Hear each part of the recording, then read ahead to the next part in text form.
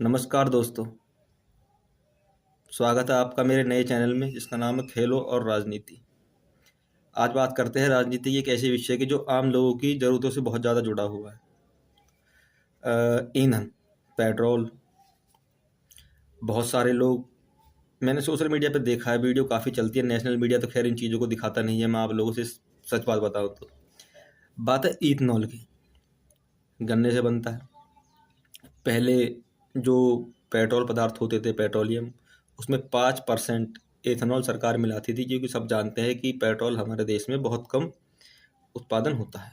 ज़्यादातर बाहर से एक्सपोर्ट होता है हमारे यहाँ पे।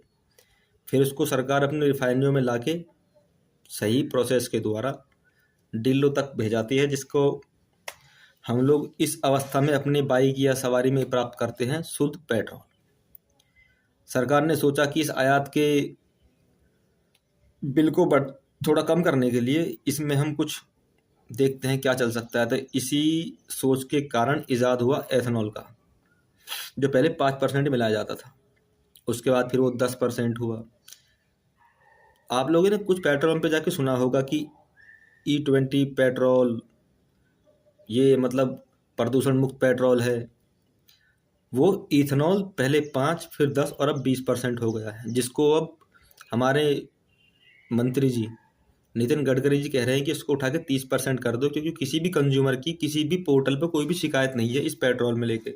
मैं इनसे एक बात पूछना चाहता हूँ, पेट्रोल का दाम आज के रेट में क्या है? 95-96।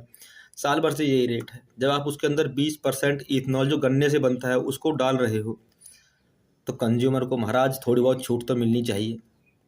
थोड़ा रहम करो कंज्यूमर पे। दूसरी बात, ये इथेनॉल बनाने वाली कंपनियां हैं, ये कंपनियां किसकी हैं? सब मंत्री जी के रिश्तेदारों की हैं। बहुत बढ़िया। अच्छा, जब इनसे पूछा गया कि आप इथेनॉल मिला रहे हो पेट्रोल में और फिर भी आप पेट्रोल के रेट कम नहीं कर रहे, तो बोलते हैं मंत्री साहब कि इथेनॉल को जो हम पेट्रोल में मिलाते हैं उसे उस लेवल तक बनाने के लिए हमें उसमें जो कॉस्ट आ रही है उसको तैयार करने की, वो बहुत ज़्यादा है। अगर कॉस्ट बहुत ज़्यादा है मंत्री जी, तो मिलाने की क्या ज़रूरत है? बिगर इथेनॉल के क्या पेट्रोल गाड़ी में एवरेज नहीं देगा? बहुत अच्छा एवरेज देता था। सवारियों का बहुत नुकसान हो रहा है। जो अब नई सवारियाँ आई हैं, उन मालिकों से पूछ के देखो एवरेज का क्या हो रहा है। देश की जनता को इन सब चीज़ों को समझना चाहिए कि भाई, सेवा और मेवा, सेवा तो करो, मेवा खा लो, लेकिन मेवा मेवा खा रहे हैं, सेवा के नाम पर कुछ नहीं है।